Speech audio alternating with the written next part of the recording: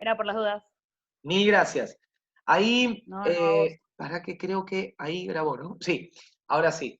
Entonces, lo que le comentaba recién es que este sistema, cuando empezamos a realizar actividad física, que haya déficit de oxígeno o haya un cúmulo tal que me permita aguantar carreras, esto comúnmente en la bibliografía se llama endurance, y todo lo que venga del endurance tiene que ver con el marco de la resistencia.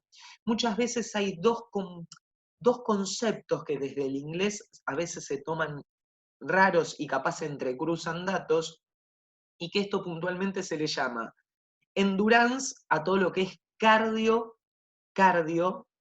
resistir, cardiopulmonar, resistir a la fatiga. Eso es endurance. Pero va a haber otra bibliografía que te va a decir resistance o resistencia. Pero cuando hablas de resistencia, la bibliografía dentro del ámbito de ciencias del ejercicio está haciendo siempre eco sobre el marco y desarrollo de la fuerza. Entonces a veces esos conceptos se tienen medios mezclados porque vos decís, che, vamos a hacer un laburito de resistencia, porque en tal bibliografía me hablaba de resistencia. Bueno, todo eso que llegaste a leer capaz de venía del orden de la fuerza. En cambio, cuando en la bibliografía lean endurance, va a tener que ver con todo lo cardio. Entonces ahí vas a hablar de ciclismo, de todo lo pedestre que tiene que ver con running, ¿sí? O tría, o cualquier disciplina que tenga que ver con cardio, ¿sí?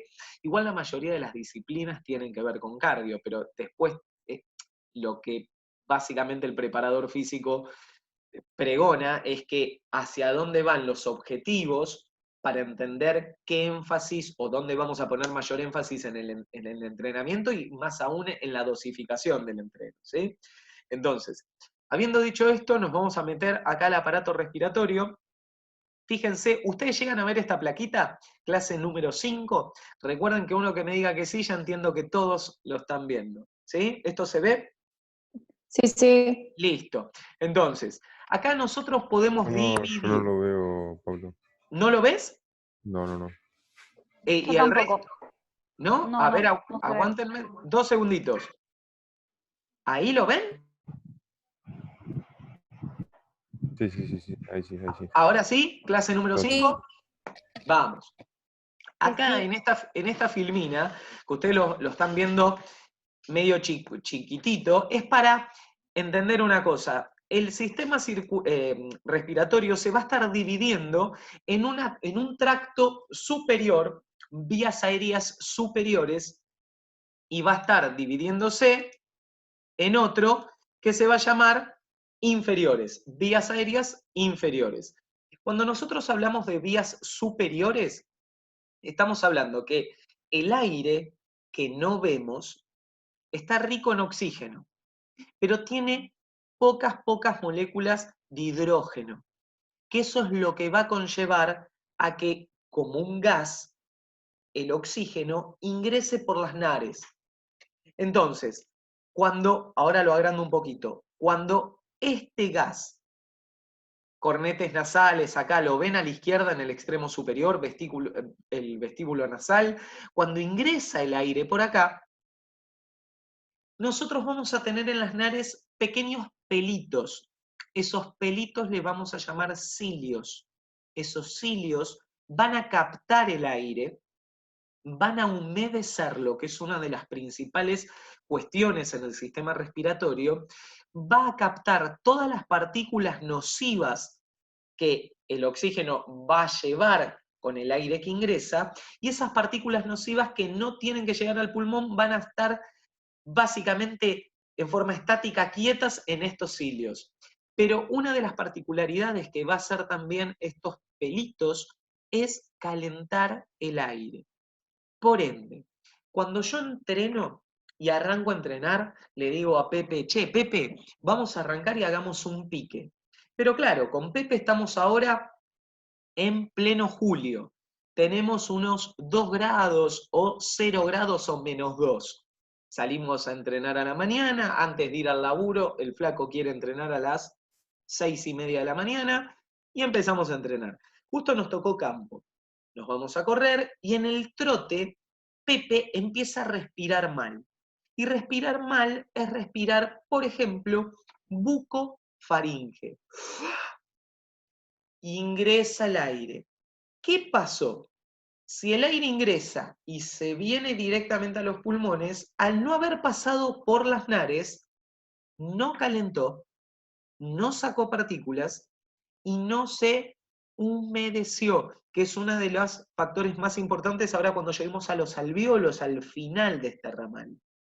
Entonces, Pepe va a decir, che, a medida que corre se empieza a ahogar, empieza a tener tos seca y siente como una especie de cuchillazo acá en el medio de la tráquea, que él le va a llamar esófago, la gran mayoría de las veces que me pudo haber pasado de arranque o en lo personal, es porque esos cambios respiratorios, por X motivo, vos los estás haciendo descoordinados totalmente y por otro lado lo estás haciendo directamente desde la boca. Por eso es muy importante la respiración al empezar una actividad aeróbica, anaeróbica, llámenlo como quieran, pero cualquier tipo de actividad, inhalo por nariz y exhalo por boca. La única actividad, que tal vez lo hablamos en algún momento, es el nado. Cuando la persona que está trabajando la natación o el nado va a hacer distintos barridos en el agua, agarrándose del agua y empujando, y de esa manera va a hacer los recobros. Pero el tema de la respiración es, mete la mano, hace los barridos, sale, empuja, y cuando sale a tomar, tiene que tomar naso, buco, faringe. Es decir, largo por los dos. No estoy haciendo... ¿Se entiende? ¿Por qué? Porque las mecánicas respiratorias sincronizadas a los distintos estilos de nado hacen que si yo quiero respirar con este tipo de pausa, me ahogo. Entonces necesito actos violentos de captación, más allá de que ustedes, capaz alguno ni bola la natación, pero cuando vos ves que el nadador hace esto, se llaman barridos. Entonces vos vas a ver que cada barrido va a generar un ciclo tal vez de brazada. Por cada tantas brazadas, el nadador sale a respirar. Entonces vos podés hacer 3 brazadas, 6 brazadas, algunos locos 9, 12 brazadas, y salen a respirar. Por ende no pueden después de 6 brazadas salir y hacer, porque a su vez viene como un misil. Entonces, en esos actos, los nadadores tienden a respirar de esta manera, naso, buco, faringe. En cambio, todo lo que sea pedestre de correr, caminar, en este caso en forma intensa o no intensa, siempre va a ser por nariz y por boca. Siempre, siempre, siempre. Yo les decía que el aire ingresa por la nariz. Va, capta partículas, toda una historia y se calienta, pero se humedece. Todas las vías superiores van a tener mucosas y estas mucosas van a ser las encargadas de generar esta cuestión de humedecer el aire, porque el fin último del sistema respiratorio es transportar ese oxígeno en forma de líquido a los pulmones.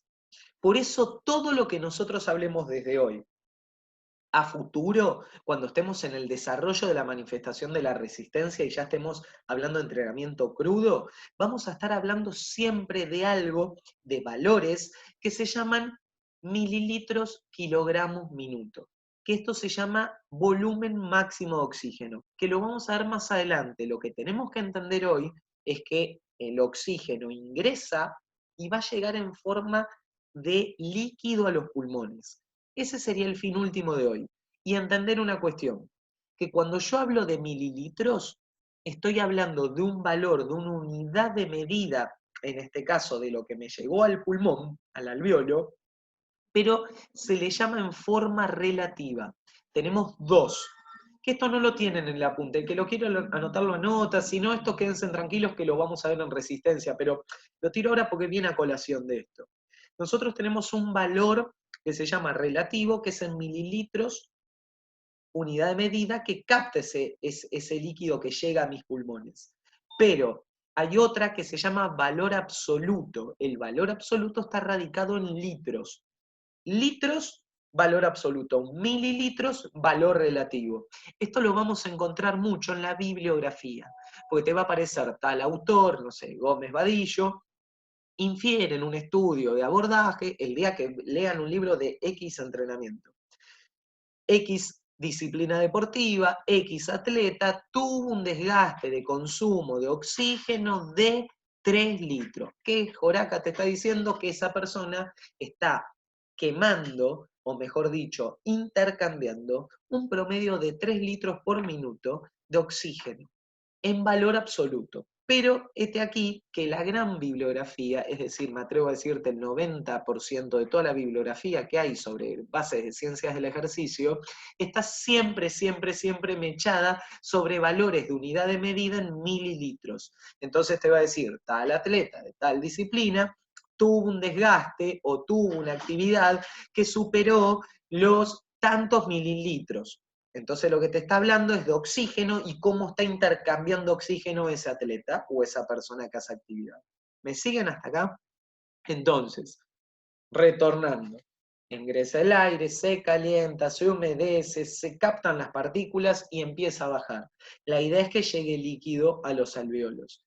Y acá les tiro un dato de color que capaz, acá está Matu, creo que hizo también masajes deportivos y capaz lo escuchó, siempre esto lo tiro en este momento para que se entienda cómo funciona el aire acondicionado. Nosotros no vemos esta cuestión húmeda del oxígeno, pero está en todo lo que tiene que ver con los valores atmosféricos y básicamente la presión de un lugar X donde entres, siempre va a haber esta cuestión de que el aire va a tener cierta humedad, porque si no, mis alvéolos se cagan muriendo automáticamente. Piensen esto. Ustedes tienen el aire acondicionado. El aire acondicionado tiene un sistema de mangueras. Por esa manguera, ustedes ven que sale agüita. No es que está pillando el aire acondicionado. Lo que está haciendo es captar toda la humedad, el aire, reciclarlo y largar aire seco. Pero ese aire seco que emite el aire acondicionado hace que por atriqui de la pared baje por un caño y saque la humedad. Cuando el lugar está muy húmedo, esa presión de humedad es muy fuerte, vos vas a ver que capaz pusiste un tachito y se llenó de toque. Y van a haber días que pones el aire y lo tenés 3 horas y no se llenó al mismo tiempo que aquella vez, porque los valores de humedad, según el día, según el horario y según el momento, varían. Por eso nosotros cuando hacemos un test de la resistencia cardiopulmonar, esto lo vamos a ver en testeos y en campo. Yo evalúo, no sé, a Melina la evalúo automáticamente en una prueba de pista.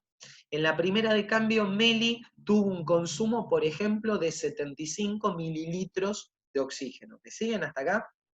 Entonces, ¿qué va a pasar? Yo quiero ver si Meli mejoró su rendimiento. Entonces, va a pasar X cantidad de día post a ese día que evalué. Cuando yo llegue a ese día que vuelvo a reevaluar para ver cuál fue la mejora de Meli, ese día yo tengo que elegir un día donde ella no esté menstruando, porque va a tener diferentes cuestiones metabólicas y hormonales. Tengo que ver que ella haya descansado exactamente o lo más parecido al día que yo la evalué hace un mes, o 3 semanas, o cuando sea, que yo la evalué. Tengo que ver que haya comido lo mismo, o la ingesta haya sido similar, y hasta ahí más o menos la podemos pilotear, porque le digo, che, Meli, no tenés que estar menstruando. Che, Meli, ¿qué comiste? Lo teníamos anotado porque seguimos básicamente un asesoramiento también de una Nutri, un Nutri, y lo tenemos cotejado en nuestro marco de planificación. Le digo, che, Meli, ¿dormí? Sí. ¿Cuánto dormiste aquella vez? Estaba plasmado que había dormido 8 horas. Entonces ahora tiene que dormir 8 horas, no puede dormir 4, porque si no el test va a estar sesgado. Y por otro lado, acá viene el quilombo entre los testeos de un preparador físico y un testeo de un fisiólogo. Cuando se hacen estudios de investigación, toda la cuestión netamente de abordaje de laboratorio, un laboratorio tiene resguardos que son siempre iguales. Vos te vas a tu casa, volvés en 3 días y toda la periferia, todo lo que es el ambiente del lugar donde te van a evaluar es exactamente igual. La misma máquina, el mismo poder, la misma sincronía, la misma presión, el mismo lugar es común. En cambio, no va a ser común hacerlo en un parque o en una pista. Es totalmente distinto. De hecho, puede hasta estar, miren qué loco, pero yo capaz fuiste a correr a un parque y de hecho encontraste que ese día la municipalidad no cortó el pasto. Y del día que vos lo evaluaste, estando el pasto así cortito, hoy está así. Y eso ya te cambia. No sé si muchos de acá estuvieron en una cancha tal vez de caucho, en una de césped sintético, en una de pasto, en una de cemento. Toda la superficie a nivel apoyo tiene diferentes tipos de roce, rozamiento se llama en física, y eso me genera mayor o menor desgaste.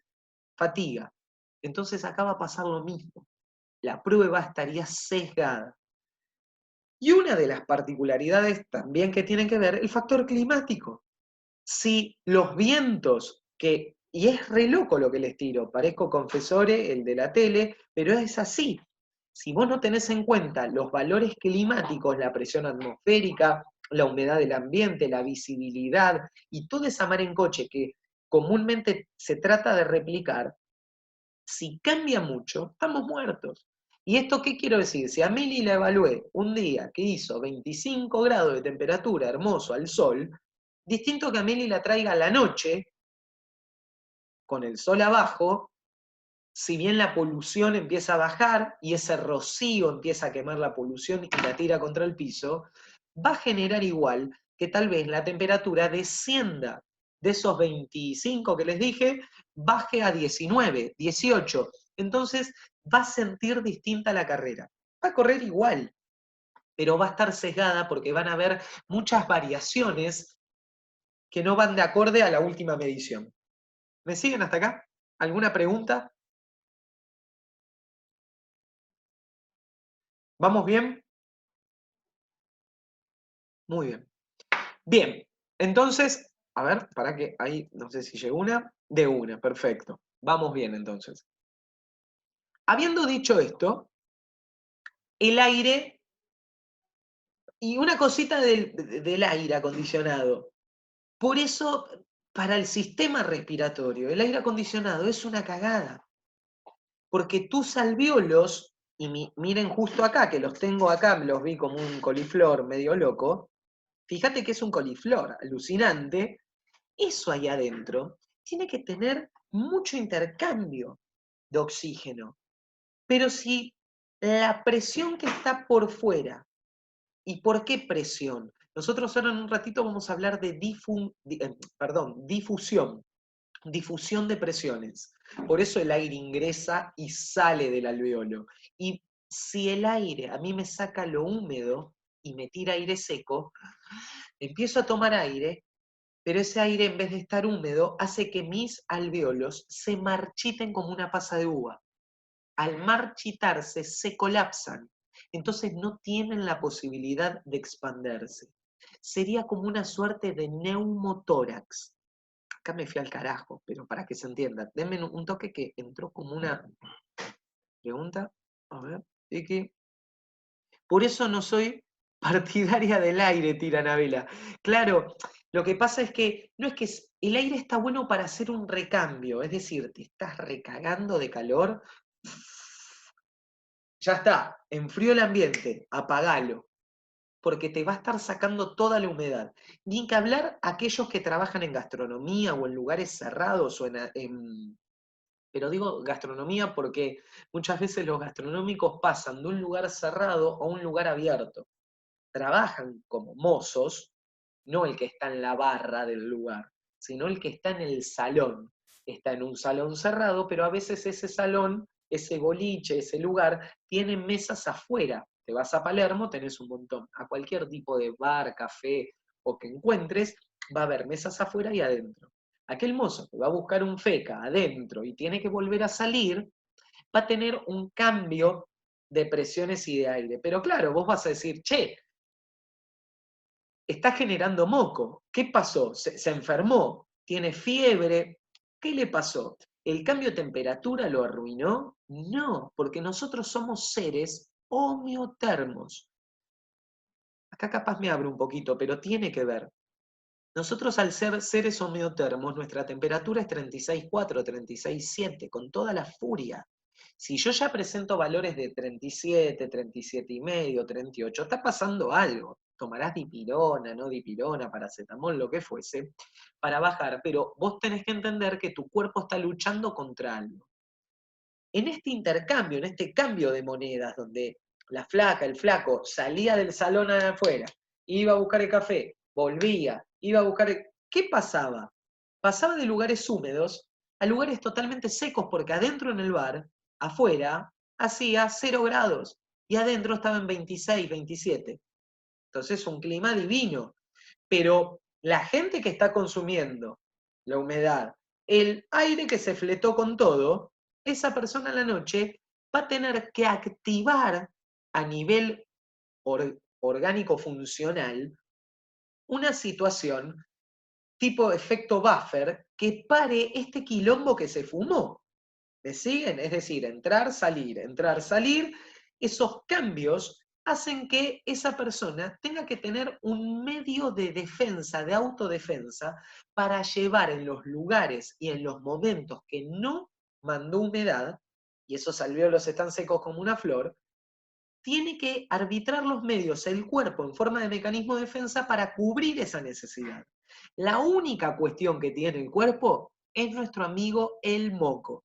El moco es 99% agua, ¿sí? Después minerales, sales, algunos son más dulces, otros más salados, porque viste que es raro y te va, otros se los comen, es todo un tema, pero entender que el moco es el mecanismo de defensa que va a bajar y va a venir a mis alvéolos para nutrirlos. Y de ahí viene también cuando el médico en un abordaje clínico, que a ustedes capaz van y los ven porque están en la cama moribundos con una gripe bárbara, te va a decir, che, entrale al agua.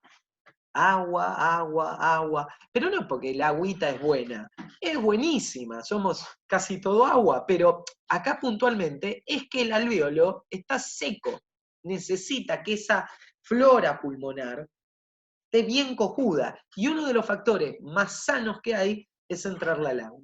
¿Me siguen hasta acá? Con esto no les estoy diciendo que vayan y bajen el aire acondicionado y lo prendan fuego. No, está bueno, recambia el aire, pero ahora si te quedás abajo del aire toda la noche, vos la vas a pasar jamón. El garrón es que tus pulmones en algún momento van a estar sufriendo mucho, porque les va a faltar esta cuestión húmeda. ¿Me siguen hasta acá? ¿Vamos bien? ¿Alguna pregunta? Me fui al carajo, pero bueno. Nada, venía de la mano. ¿Seguimos viaje? Vamos. Entonces, siguiendo esta vía del aire que ingresaba a nivel nares y pasaba por estas vías, yo acá me vengo un poquito más abajo y parte de lo que les decía, me cabió poner esto porque tenía que ver. El pucho tiene muchos agentes nocivos dentro del marco coronario, pero dentro del marco respiratorio más. Esta imagen que ustedes ven a la izquierda no es una imagen tomada al azar. Es un estudio que se hizo y que capaz ustedes lo vieron o lo vimos, creo que con uno de los chicos, no sé si fue con ustedes o con otro de los grupos, hicimos un pasaje la clase pasada y nada, venía a colación de esta clase, pero vimos un videito muy cortito que ahora se los voy a mostrar, que está y representa este tipo de imagen, esta de la izquierda que están viendo. Vimos un video, pero un video de los pulmones, ¿para qué? Esto se me tildó. Dame 2 segundos. Ahí está, ahí se activó. Yami, ¿qué era de los pulmones? Pero vos no estuviste en otro de los grupos, capaz fue el del jueves o miércoles. No sé si fue con ustedes, me parece. Por acá no. Perfecto, listo, José. Entonces, esta imagen fue un trabajo, una investigación que se hizo con 2 pulmones NN, agarran un par, generalmente esto es en China, donde sale todo y que ya nos vamos ayornando un poquito de dónde sale toda la historia. Y los chinos dijeron, che, casemos 2 pulmones NN y vamos a pispear, a ver qué pasa si a uno le damos, armamos una tráquea gigante, que es parte de lo que ustedes ven acá en la imagen, y lo llevan y lo meten adentro de una coraza que simula ser el cuerpo. Por fuera le mandan a la tráquea un puchín y le empiezan a dar un pucho tras del otro. Pa, pa, pa. Entonces empiezan a ver cómo empieza a mutar ese pulmón. Entonces lo que están viendo son pulmones NN10KM, este es el pulmón de Wolverine, de Thor, y este, olvídate, es el de las hermanas de Marge Simpson, así que está medio quemado. Miren este videito que dura 1 minuto y medio, 2 minutos, ¿sí? Denme un segundito. ¿Todos ven esto? Machinima, ¿lo ven? ¿Se ve? Sí, sí. Listo, vamos a Sí, darle se play. ve. Dale, miren esto, tremendo.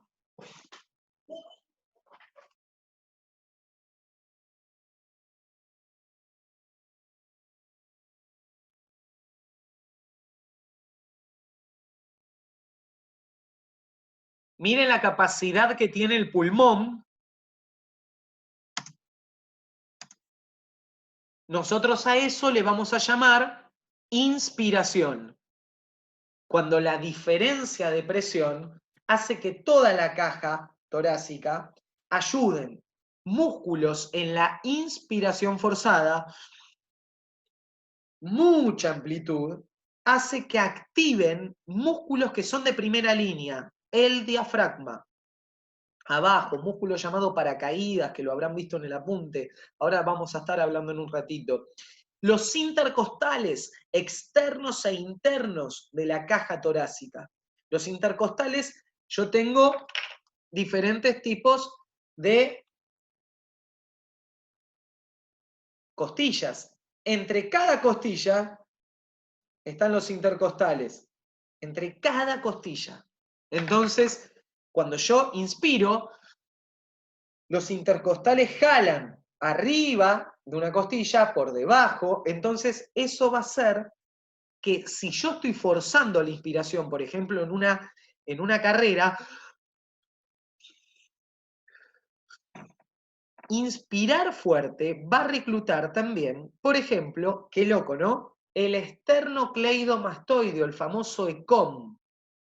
Ese músculo va a estar ayudando al sistema para que inclusive los alvéolos se estiren, colapsen y saquen después el aire. Tremendo. El pectoral menor, el pectoral mayor. Si bien no son músculos de la respiración, son músculos sinergistas en la acción de una inspiración forzada. Lo que están viendo acá lo llevan al taco como una pelota número 5 para entender hasta dónde llegan estos lóbulos. ¿Sí? ¿Seguimos? Va.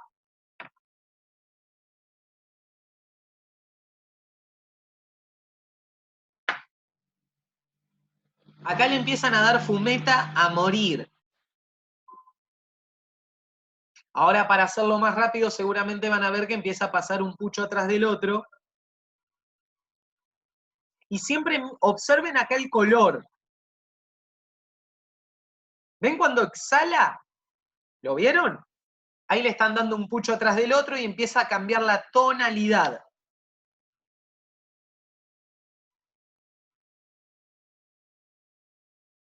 Mirá la tonalidad de cambio. Es decir, ¿viste cuando, esto siempre lo digo, pero es así, esto es como ir a la carnicería. Si vos vas a la carnicería y ves que el carnicero tiene una carne con color rojo tipo mi remera, decís, qué linda carne. Después vemos si tiene mucha grasa y demás. Pero si vos ves una carne media abombada, la vas a ver con un color mucho más tenue y te das cuenta. El pulmón pasa lo mismo. Miren acá, estos resabios de nicotina, cómo colapsó el pulmón. Le dieron hasta morir, hasta pasado de rosca, para entender cómo el alquitrán, la nicotina, empieza a meterse en todas aquellas porciones pulmonares que en un ratito vamos a ver. Piensen que nosotros hablamos de las nares. Para hacerlo corto, después vamos a ir uno por uno. Nares. Va a venir la faringe, la laringe, va a venir la epiglotis o glotis, va a venir la tráquea. A esa tráquea va a venir algo que se llama carina traqueal, que es una bifurcación donde salen los bronquios. De los bronquios salen otros más chiquitos que se llaman bronquiolos, y de esos más chiquititos, todo el mapa alveolar. Ese es el sistema respiratorio. Todo eso que cité queda así oscuro. Del culo. Entonces hay que entender que el pucho hace mal. Y acá se ve en vivo y en directo, más allá de que te lo pongan en una cajita de Marlboro, una flaca, un flaco con cáncer y todo, o nenes con malconformaciones. Acá es donde ves realmente el pulmón y cómo el cuerpo sigue vivo.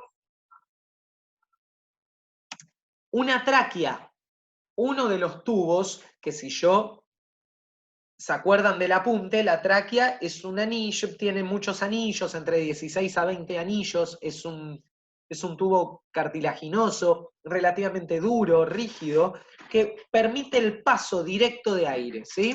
Vamos. Le hizo un corte sagital. Y está hermoso. Está en la carnicería del carnicero, espectacular. ¿Sí?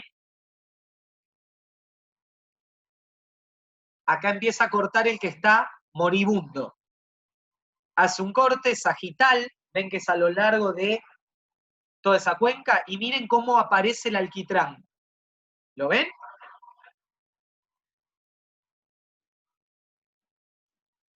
El anterior, el posterior, dale.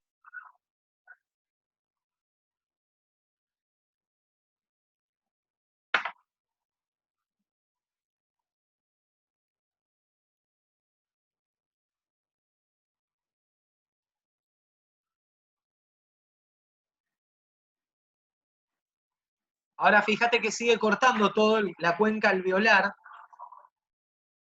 Y fíjate esos pulmones, como todo eso negro que ustedes ven es el alquitrán. Miren cómo se empieza a meter acá en las vías alveolares. Pensá que lo está cortando, pero a lo guapo. Es decir, es una del juego del miedo 2. ¿Sí?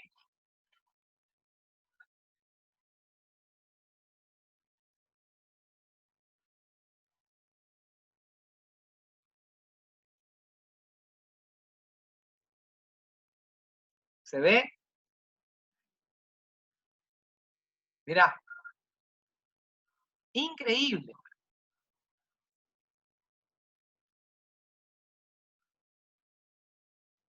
¿Ven la diferencia de color? No sé si lo llegan a apreciar, pero mirá, acá te muestra otro pedazo. Le siguieron dando el pulmón, ¿eh?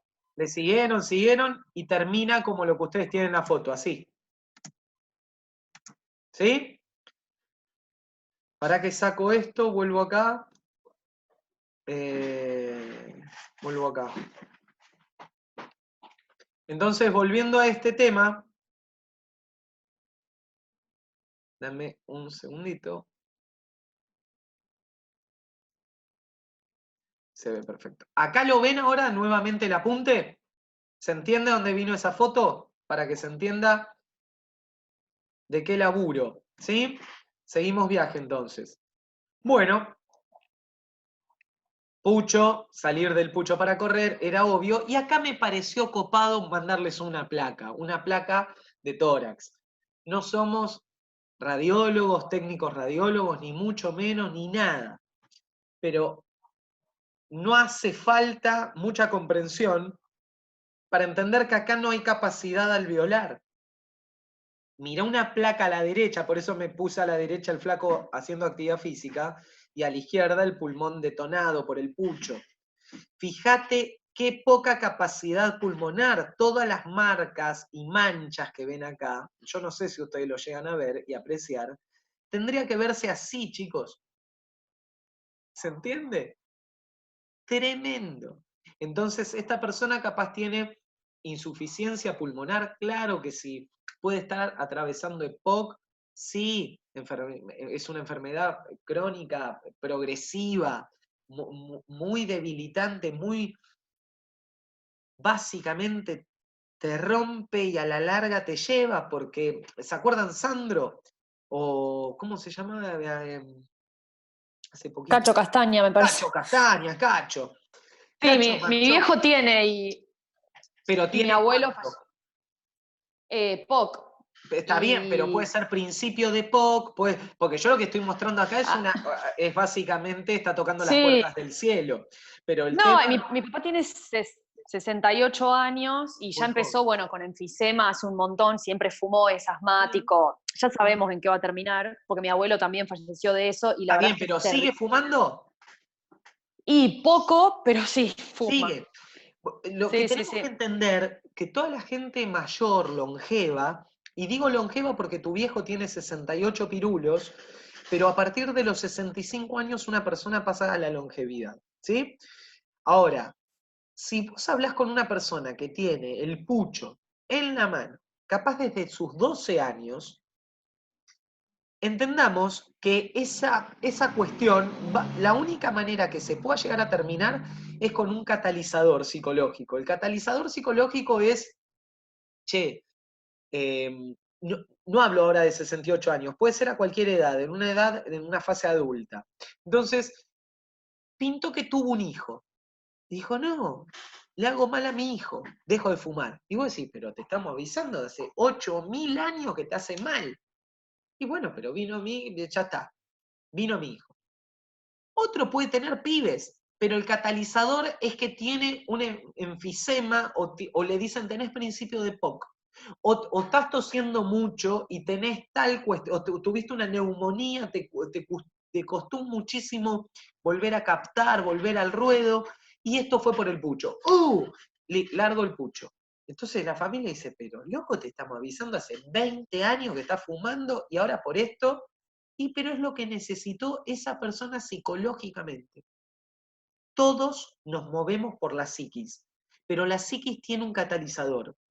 Nos movemos por la psiquis tiene un catalizador. Es decir, me pueden todos decir que un pucho me hace mal y me pongo 10 más y fumo un bonsai en la mano, en la otra mano tengo un árbol. No importa nada. ¿Por qué? Porque no tengo un catalizador que a mí me pegue. Entonces, por eso lo psicológico, esto pasa con la obesidad y pasa con cualquier tipo de trastorno, con poblaciones de riesgo, pero que contraen acciones de riesgo. Pasa lo mismo con el que toma, pasa lo mismo con el que toma milonga, pasa. El catalizador es uno. El que toma milonga puede ir a una granja y estar con 1.000.000 de personas y a los 10 días vuelva a estar incurriendo. Tiene una famosa recaída. ¿Por qué? Porque realmente va a necesitar un momento en el cual, más el abordaje terapéutico, que potencie ese catalizador que tuvo. ¿Me siguen? Es re loco, pero esto pasa en chicos que en edades muy tempranas, adolescentes, preadolescentes o postadolescentes, ahí saliendo de la etapa de la adolescencia, empiezan con drogas y los padres lo cazan del cogote y lo meten en una fundación Viviré. O zafa o no zafa, pero se juegan a que el catalizador psicológico le funcione ahí adentro. Si no funciona, se va a fumar lo que se tenga que fumar ahí adentro y cuando salga va a volver a reincidir. Es un garrón, pero es parte de una cuestión que es netamente la adicción genera eso. Por eso sos enfermo de por vida. Por eso un obeso no le podemos dar el famoso día permitido. Porque la obesidad es la pandemia más grande que hay. Hoy estamos delirando con el COVID-19, el SARS-2 y toda la mar en coche. Pero mueren más de obesidad la gente que del COVID. Si nos ponemos a pensar crudo, tendríamos que hacer un análisis, un meta-análisis realmente comparativo, transversal de esto. Pero nada, y esta historia hace que un obeso cambie cuando tiene un catalizador. Si no, el obeso va a seguir siendo obeso. Y si yo le restringís X cuestión, cuando le decís hoy es un permitido, se come un ser humano. ¿Se entienda lo que vamos con esto? Para que alguien preguntó algo por acá. Cuando le avisaron que tenía principio de POC, ya estaba en el horno. No hay vuelta atrás. Claro, a ver, cuando acá una Yami creo que era, cuando a vos te dicen si tiene principio de POC o tiene POC, no es que está en el horno para un montón de cuestiones. El tema es ahora, ¿dónde nos posicionamos para alentecer el desarrollo del cuadro? Olvidémonos de los preparadores físicos. Acá ya tiene que ver con un plano de salud, un plano netamente de calidad de vida. En este caso, capaz tomando como ejemplo a tu viejo, Virginia, me seguís, ¿no? Pero puede pasar con cualquier Sí, sí, persona. perfecto. El tema acá es que preparador físico, nutricionista, neumonólogo, médico, toda la mar en coche que esté por fuera, kinesiólogos para la ayuda a la rehabilitación netamente respiratoria, etcétera, etcétera, van a estar todos a la orden de poder detener el avance del cuadro. Ese es el fin último, ¿sí? Pasa con todos. Mi suegra tiene principio de POC, ¿sí? Y nada, hoy se fuma un pucho, después a la noche se fuma otro pucho. Por más que entienda que la mecánica la va a detonar, también está en juego la cuestión de edad, que cualquiera de los que estamos acá presentes, que podemos estar de 45 para abajo, todavía no entendemos lo que pasa arriba de los 65, 70. Entonces son personas que vivieron muchísimos años, que tuvieron un gesto, hasta inclusive gesticulan con el pucho en la mano, sin tenerlo, y que se levantan, viven y se acuestan fumando. Entonces es muy jodido que a determinada edad, además en la longevidad, a un abuelo se lo quiera sacar. Es más, capaz a tu viejo le sacan el pucho automáticamente y marchan 2 días. Por una cuestión que empiezan a ver despertares fisiológicos que hasta ahora estaban como un efecto también buffer, estaban quietos por toda esta mar en coche que genera la nicotina, el alquitrán y las 55.000 sustancias de un pucho. Pero que no estando eso, afloran otras. Entonces, es como que no es directamente proporcional. Acá hay mucho de trastorno fisiológico y psicológico entre ambas cuestiones, ¿sí? Por eso veníamos a este tema. Seguimos un poquito más adelante, así no los entretengo con eso, ¿sí? ¿Alguna pregunta? ¿Algo que quieran preguntar? ¿Seguimos viaje? Ahí yo les hablaba recién de los pulmones. Fíjense, acá tienen la tráquea, acá la laringe, la faringe un poquito más arriba. Ahora en un ratito vamos a estar viendo la laringe, cómo posee esta cuestión netamente de cuerdas vocales y cómo ustedes inclusive me pueden estar escuchando ahora. Pulmones, y acá están los bronquios, ¿sí? Con la pared, acá los bronquiolos más finitos y los alveolos que no están, que serían estos. Fíjense acá una particularidad.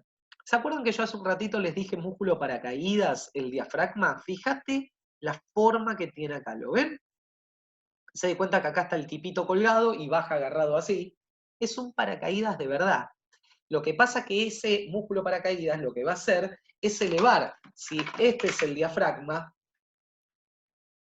para poder subir lo que está arriba, fíjense en que el mouse se levanta y baja, se levanta y baja. Funciona así el diafragma en toda la cuenca, funciona de esa manera. Entonces, ¿qué va a generar? Que cuando yo genero la mecánica respiratoria llamada inspiración, el diafragma se eleva y después cae y vuelve a su cauce. Por eso es muy importante que a este concepto de inspiración le llamemos mecánica activa. La mecánica respiratoria activa es el proceso por el cual el ser humano va en busca de captar oxígeno. Esto sería al revés de un globo. Yo quiero inflar un globo. Empiezo a inflar el globo. ¿Cómo es esa insuflación al globo? Activa. Pero si yo suelto el globo y se va, sale en forma pasiva. Entonces en el cuerpo la mecánica inspiratoria, llenar, va a ser activa, mientras que exhalar va a ser pasiva. ¿Me siguen hasta acá? Si bien alguno me puede decir, che, es pasiva, pero ¿y por qué yo pienso cuando corro, voy pensando en... lo pienso y lo hago? No, vos pensás el ritmo de la mecánica respiratoria, pero el proceso sale solo. Si vos no querés exhalar, no exhalás hasta que tu cuerpo colapsa y exhala. Y si no, te cagas muriendo. Se entienda lo que voy, ¿no? Entonces, el diafragma, los intercostales que les dije hace un ratito, fuera de la caja torácica, externos o internos, ayudan en la respiración. Más precisamente en esta parte puntual que sería la inspiración. ¿Sí? ¿Vamos bien?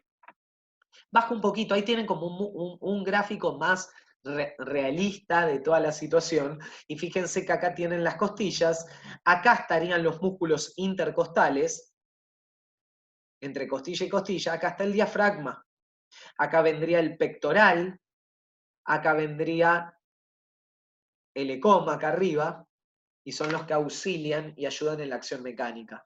Acá el pectoral menor, ¿sí? Más o menos para y bajar. Les voy a tirar un dato no de color, pero que tiene que ver con lo que vimos la clase pasada. Si yo hablo de, escuchen esto, bradicardia, les quemé el cerebro, les tiré una granada por la pantalla. Bradicardia, lo que hablamos la clase pasada, era aquellas pulsaciones que eran por debajo de 60. Y taquicardia, las que estaban por arriba de 100. Yo digo normocardia, estado normal de reposo, taquicardia o bradicardia. En cambio, cuando hablamos de... Gracias, bebé. Gracias, bebé. Gracias.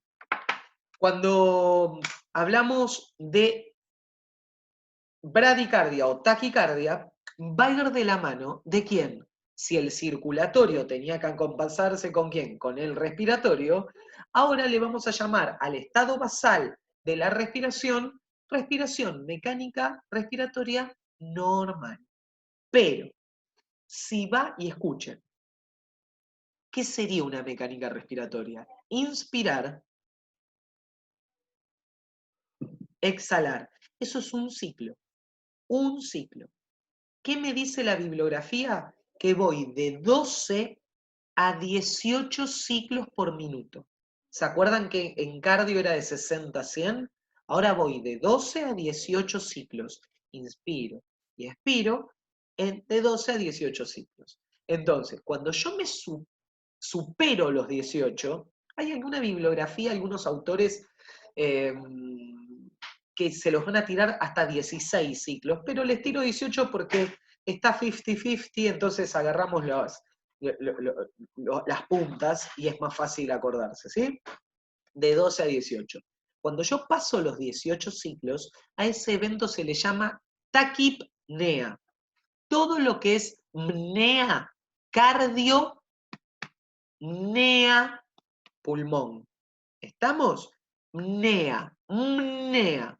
Entonces, taquipnea, ciclos que van más allá de 18. ¿Cómo está la persona? Como el huevo de Luchetti, ¿te acordás cuando hiperventilaba? Entonces hace... ¿Eso qué te lo da? La actividad física.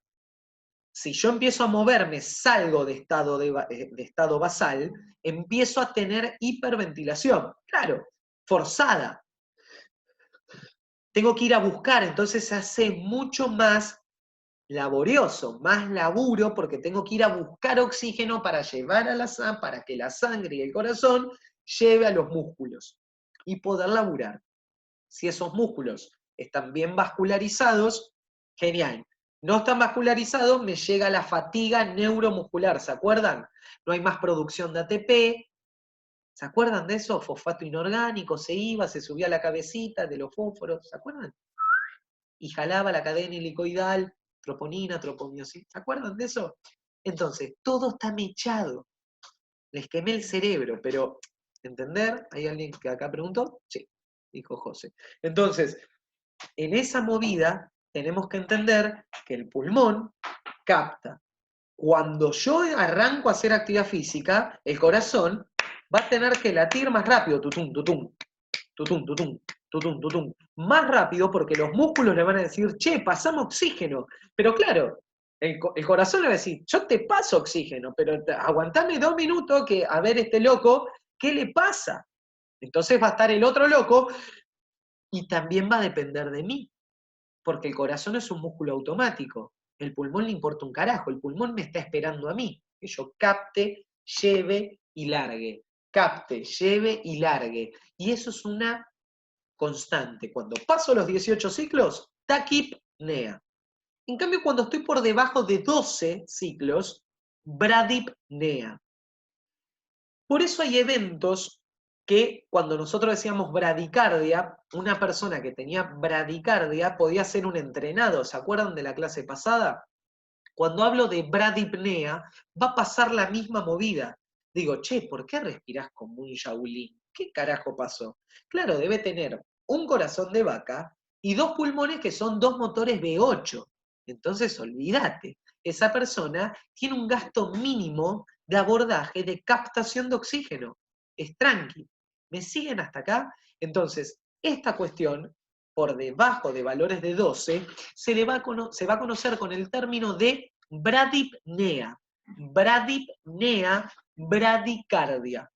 Taquipnea, taquicardia. Los dos y laburan arriba de un caballo a morir. Si uno baja, el otro baja. Ahora, si uno baja y el otro no, estoy teniendo un paro respiratorio. Pero si estoy haciendo actividad física y la persona entra en paro respiratorio, ahora ya se los tiró desde el socorrismo. Digo, puta, ¿cómo está entrando en bradipnea? Y a eso se le llama al cuadro que se genera disnea. Cuando una persona dice, me falta el aire, es así. Entonces, hay eventos de hipopnea. Hipo, bajo. Hiper, mucho. Bajo, pnea. Bajo caudal de ingreso. Entonces, comúnmente a nivel pulmonar estamos hablando de disminuye hasta un 50% el ingreso de aire a un pulmón, se llama hipopnea. Pero si no hablamos del 50%, estamos hablando de disnea. Disnea es cuando Pepe te dice, che, acá falta como el aire, falta un poquito de aire. Está entrando en disnea. Eso va a hacer que la mecánica respiratoria disminuya, pero su corazón va a seguir.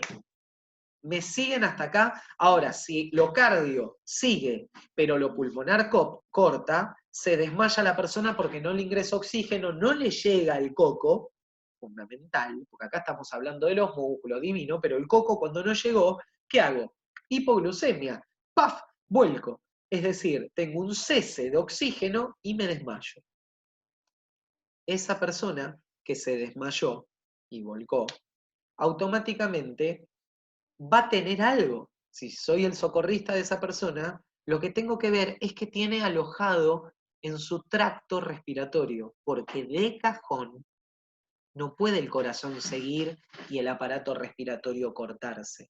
Si se corta es porque hay una obstrucción en las vías aéreas, en este caso superiores. Pudo haber estado incurriendo en algo y se estaba comiendo, sí, me voy al carajo, pero se estaba comiendo un flimpaf. ¿Lo tenés? El flimpaf, el grandote, el caramelo grande. O masticó, lo tragó y se le quedó acá cruzado. Y volcó, porque no le entró más aire. Al volcar, esa persona entró en paro respiratorio. Al no auxiliarlo, al cabo de un tiempo muy cortito, empieza a tener pérdida neural. Por ende, deviene un factor que se llama, cuando la persona vuelve al ruedo, de qué resabio le quedó, es decir, qué secuelas le quedó. Entonces, si a nivel neural la secuela fue del habla, hablo todo C0, puede ser un faltante. No veo del ojo derecho, un faltante.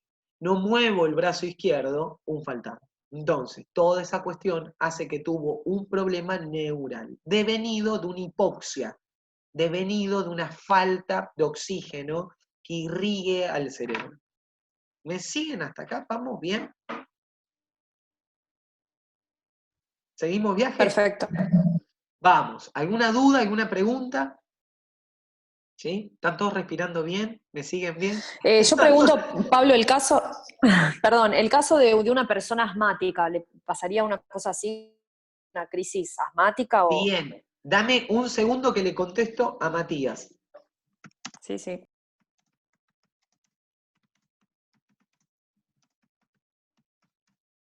Ahí va. Perdón, vuelvo acá. Una crisis asmática es esto.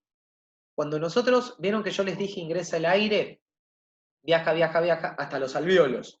Si los alvéolos, como por ejemplo un efecto de falta de humedad, se achicharraban, se cierran, no captan más oxígeno. Que ahora vamos a ver esa difusión de presiones donde me permite que la hemoglobina suelte, en este caso, el compuesto de oxígeno rico en oxígeno y por otro lado capte el dióxido de carbono. Ese carbono lo capta y lo lleva de nuevo al corazón para hacer el intercambio. Ahora vamos a entrar en eso, pero el asmático va a tener una cuestión.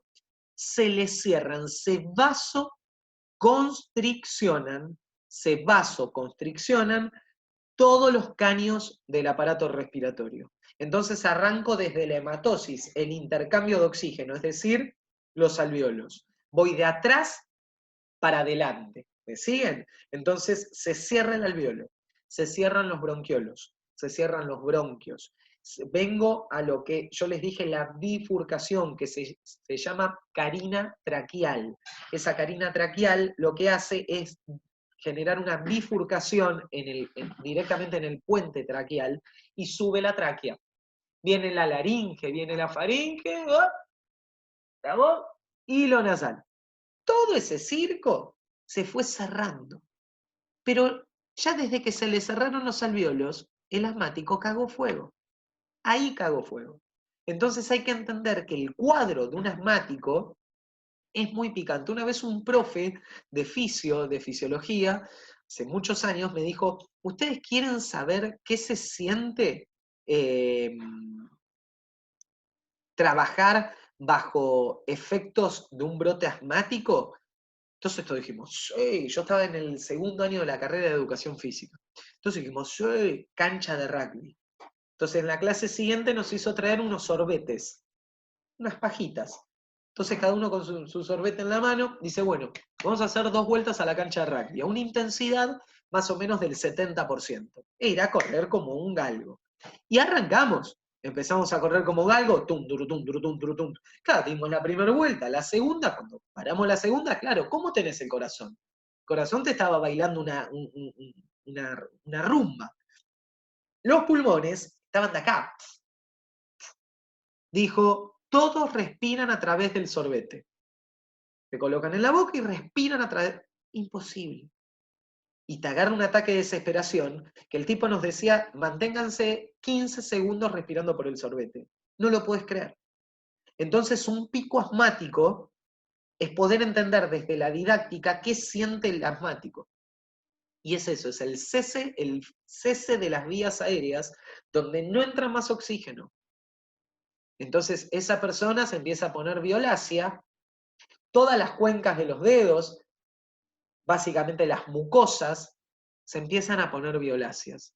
Y eso ya es una falta, en este caso, de aire. Fíjense esto, justo a colación de esto, el año pasado, en el marco del mes de diciembre, Sole, una de las chicas, Sole es asmática. Estábamos dando una clase final, estábamos hablando de marketing, estudio de mercado, cómo captar gente y toda una historia, y veo que me miraba y estaba como allá, viendo la puesta del sol. Entonces, y le miro, el labio inferior estaba del color de, básicamente, los bordes de este apunte. ¿Lo llegan a ver los bordes? Literal. Entonces me acerco, le digo, ¿estás bien? Vení, sin decirle nada, la acosté, levanté las piernas, empecé a mover las gambas, le digo, ¿tenés un pico de asma? Me dice, sí. Y le digo, ¿por qué? ¿Tenés el PAF? Y me dice, no, el vasodilatador no lo tengo porque me lo olvidé. ¿Y de dónde sos? De Catamarca. Era imposible decirle, vamos a buscarlo. Entonces le digo, bueno, mirá, vamos a tener que laburar todo lo que tiene que ver con la vuelta a la calma de lo que estás padeciendo, porque esto es básicamente mucho carácter psico tiene, porque si a ustedes, vuelvo a decirles, soplás, mejor dicho, la mecánica respiratoria la haces a través de un sorbete, imagínate en la vida real que no para. Entonces te empezás a desesperar y es un quilombo. Entonces, la flaca, como era asmática, Sole tiene, creo que 30 pirulos, 29, 30 pirulos. Era de muy chiquita, lo tuvo siempre. Pero teniendo el puff encima, no le pasó nunca. Como justo ese día se olvidó el puff, ¡tac!, le saltó. Nos tranquilizamos, paramos, siguió viendo la clase porque hablábamos y ella quiso seguir viendo la clase desde el piso, acostada. Automáticamente se le fue. Se le fue, se sentó, bajó un cambio y, dijo, y lo que le quedó en claro es que puede controlarlo. ¿Se entiende? Entonces, hay eventos que no. Entonces, esto va a ser un consejo que les voy a dar a ustedes siendo preparadores físicos de sus entrenados. Si a mí me viene solo y tiene un vasodilatador con X fármaco para generar una vasodilatación, estamos hablando que está cerrado,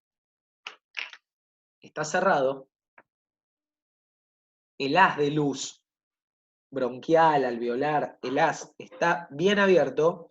Ahora, si está cerrado, muy cerrado, no tiene chance.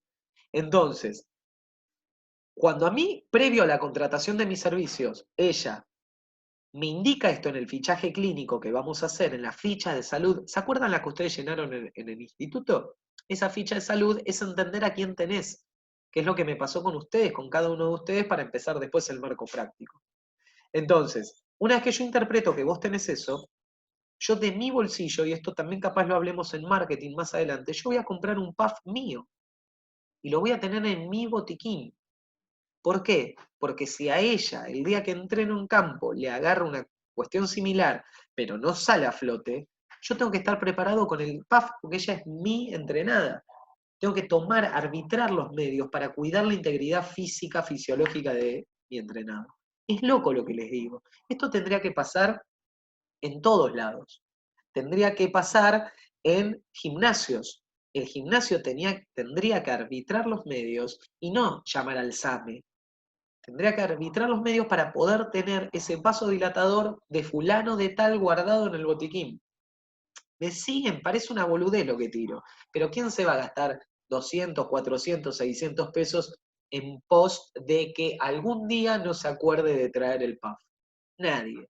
Y por eso funcionan estas cuestiones que a veces 800 pesos te cambia, aunque no lo crean, la calidad de servicio y entender que capaz le salvaste la vida, porque a veces no llega la ambulancia. Y ustedes capaz no tienen ningún medio de un parque para llegar a un nosocomio y ayudar a la persona. ¿Me siguen?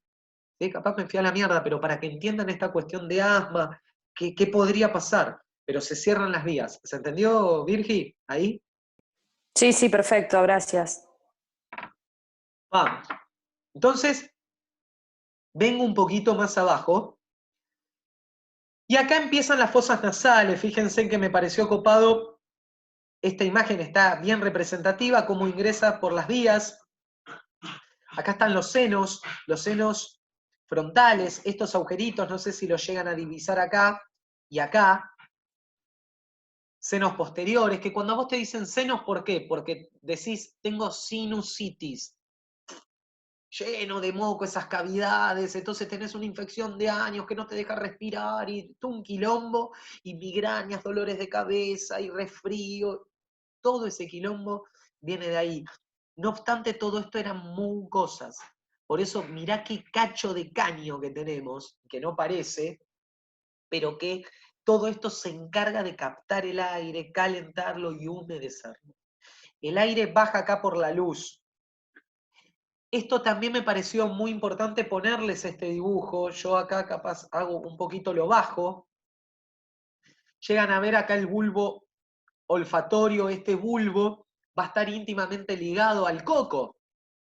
Entonces, fíjate todos estos pelitos, cuando ingresa el olor,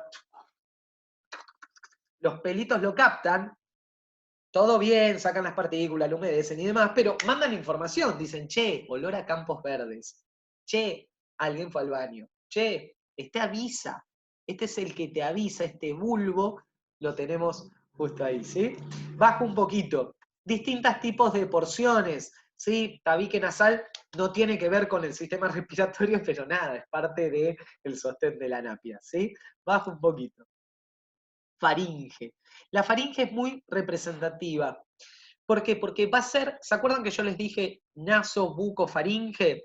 Es toda esta pequeña porción que más o menos está rondando esta altura, pero que se mecha después con la laringe, pero que nada más es un tubo que permite el ingreso de oxígeno y que pulule por ahí, que después le vamos a llamar espacio muerto. Por ende, la faringe, en este caso, debe tener más o menos unos, me atrevo a decirles, 12 centímetros, 13, 14 centímetros, que permite este paso. Es como una especie de intersección, puente de unión entre la laringe, que es lo que va a venir en el rock and roll real de las cuerdas vocales. Por eso, en esta laringe, vos fíjate que la laringe debe tener más o menos unos 5 centímetros con toda la furia. Estamos hablando de 40 y por ahí hasta 44 milímetros tenemos de altura por 44, 43 de ancho. Si yo voy acá a un corte superior, hagan de cuenta que acá está abriendo la boca y lo estamos viendo superior. Estamos viendo cómo se ve. Fíjense que voy primero al dibujo acá de la izquierda, ¿sí? A este. Fíjense que tienen la tráquea. ¿Ven los anillos esos que comienzan ahí? Empieza la tráquea. La epiglotis, ¿y qué joraca es la epiglotis? Yo ahora subo un poquito. ¿Ven acá este punto? Ahí. La epiglotis es netamente un tabique cartilaginoso que trabaja por acto reflejo. Se mueve al son de la música. ¿Y quién manda la música? Ustedes. Cuando ustedes comen, y se introduce en el bolo alimenticio a la boca para después ser deglutido y tragado, cuando llega a la laringe, la epiglotis dice, para, usted va a pasar, pero ¿qué es usted? No bolo alimenticio, para, ¡paf! Cierra ¿qué? La tráquea, acá, ¿lo ven todos? Esta tráquea la cierra. Entonces el bolo sigue por este caño, ¿me siguen en el mouse o lo dibujo si no? Ahí, al lado de la tráquea, esto rosita, ¿lo ven? El esófago. Es el famoso me ahogué y se me fue por el otro caño. Sí, porque los dos caños van paralelos. Está uno póstero atrás del otro. Entonces esta epiglotis tapa la tráquea y el bolo alimenticio sigue y se va por el esófago, directamente a la panza, al estómago. ¿Sí? Ahora, si yo tengo como una suerte de tilde, es decir, se me tilda la cabeza, que a veces pasa a nivel neural, estamos hablando, vos tomaste agüita y se te fue por el otro caño. La epiglotis ahí medio que quedó como la computadora, ¿viste? Como el celular, queda ahí recalculando. Entonces, lo que hizo es tapar el esófago y el agua se metió directamente. Está bien que decíamos que tiene que llegar humedad, pero no un tsunami. Entonces, por eso te ahogás. Esa es la particularidad de esta epiglotis, ¿sí? Entonces, bajo un poquitito. Cuerdas vocales. Y ahora vamos al dibujo de la derecha. Fíjense, cuerdas vocales normales. Ven que acá en el primer dibujito tenemos estos, se les llama vibratos o músculos vocales, cuerdas vocales. Tenemos dos falsas y dos verdaderas. Eso es lo que nos diferencia de un animal.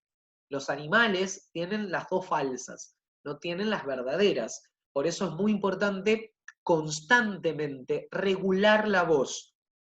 ¿Sí? El día de mañana ustedes, estos vibratos, estas cuerdas, van a estar muy a la intemperie. Aquellas personas que están... esa garganta, esas cuerdas vocales van a estar en juego constante y terminan con la voz automática de Mostaza Merlo, más allá del pucho. ¿Se entiende? Que es otro de los factores por el cual las cuerdas vocales colapsan. Por eso la voz del fumador es así. y tose fuerte, porque esas cuerdas vocales básicamente están deterioradas también por el pucho. Capaz acá, porque está todo íntimamente ligado. ¿Se acuerdan esto? El bulbo olfatorio está detonado, entonces no siente aromas. Ustedes, y este es el aroma más representativo. Vas por la calle y ves a alguien mandando regando pasto. ¿Viste el aroma del pasto cómo te pega? Un fumador eso no lo siente. Es imposible que lo siente. Y si lo siente, se percata muy bajito el aroma. Y vos tenés un aroma impresionante. Empieza a perder este sistema porque queda quemado con todas las sustancias del pucho. Imagínate los cornetes, las vías aéreas. Imagínate la faringe. Cáncer de faringe. Cáncer de laringe. Cáncer en todo lo que tiene que ver con las paredes endotélicas de estos músculos lisos o viscerales, están íntimamente ligados con todo este tracto. Entonces, volver acá implica que estas cuerdas vocales, fíjense ahí dice úlceras de contacto. Estas úlceras son cuando estás haciendo mucho vibrato o tenés alguna cuestión que pasó y te lesionó y tenés una úlcera y eso gesta, la úlcera básicamente se mantiene y a la larga se complica. Un pólipo es recontra común en aquellos que fuerzan la voz, lo mismo que los nódulos. ¿Ven acá en el de abajo, el primero de abajo?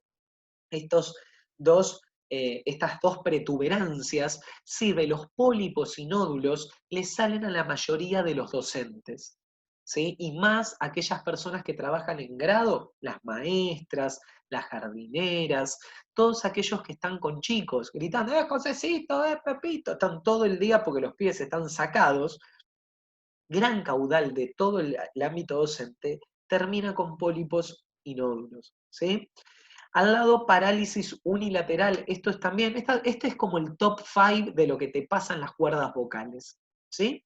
Entonces, y yo les decía hace un ratito, ustedes tratar de modular y siempre elaborar la modulación para que el día de mañana cuando estén en un parque, pensá que está el perro chumbando, el tipo tocando bocina, la flaca tocando bocina, el camionero gritándole al otro de enfrente, el de la estación de servicio grita, entonces pasa un avión. Todo eso, cuando tenés 10 personas, te tiene que escuchar el último. Entonces la modulación de la voz tiene que estar óptima para vos no romperte y que termines acá. Entonces vas a tener que buscar la manera, ¿sí? Parálisis unilateral por alguna cuestión netamente o de trauma, neural o lo que fuese, uno de los vibratos quedó ahí stand-by, no se mueve y el otro va acá. Entonces no podés articular la voz. ¿Se entiende? Fundamental para esto. Y el último, cáncer, ya cuando tenés un racimo de florcitas ahí en las cuerdas. Bajo un poquito, la vida real. Porque acá el dibujito decís, uy, mira cómo se ve, ¿será así? Sí. Acá son endoscopías, ¿sí? De una faringe, laringe, ¿sí? Acá vinimos a la laringe. Pólipos, nódulos, fíjate los pólipos, los nódulos, cómo se ven. Tremendo. Entonces esto te permite hablar, sí, hablas así, y me duele. Y no puedo, hablo un ratito y te digo, y cerré, me fui. ¿Por qué? Porque me duele. Eso es muy normal. Por eso es muy importante modular la voz. ¿Sí? ¿Vamos bien?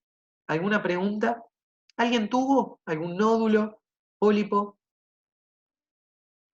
¿Alguno es soprano? ¿Sabés cómo tienen esto? Freddie Mercury, que decían que tenían los vibratos alucinantes, porque claro, esto era de oro, lo de Freddie Mercury, ¿se entiende? ¿Alguien padeció de esto? ¿Ninguno? ¿Seguimos viaje? La epiglotis, ¿se acuerdan que les dije se tapa? Para que creo que me llega con delay. Ahí está. La epiglotis, fíjate que la epiglotis está acá arriba. Tapa todo esto. Y yo hace un ratito les dije cuerdas verdaderas y falsas. Las verdaderas y las falsas son estas de costado. No tiene estos vibratos el animal. O acá se ve las falsas, las verdaderas. ¿Me siguen? Bajo un poquitito. Mirá el tabique este re loco que hace paf, paf, paf y va tapando todo aquel paso. Si es aire, baja. Si es un bolo alimenticio, cierra. Después de ese canal, viene acá la tráquea, ¿lo ven? Que acá está desglosado.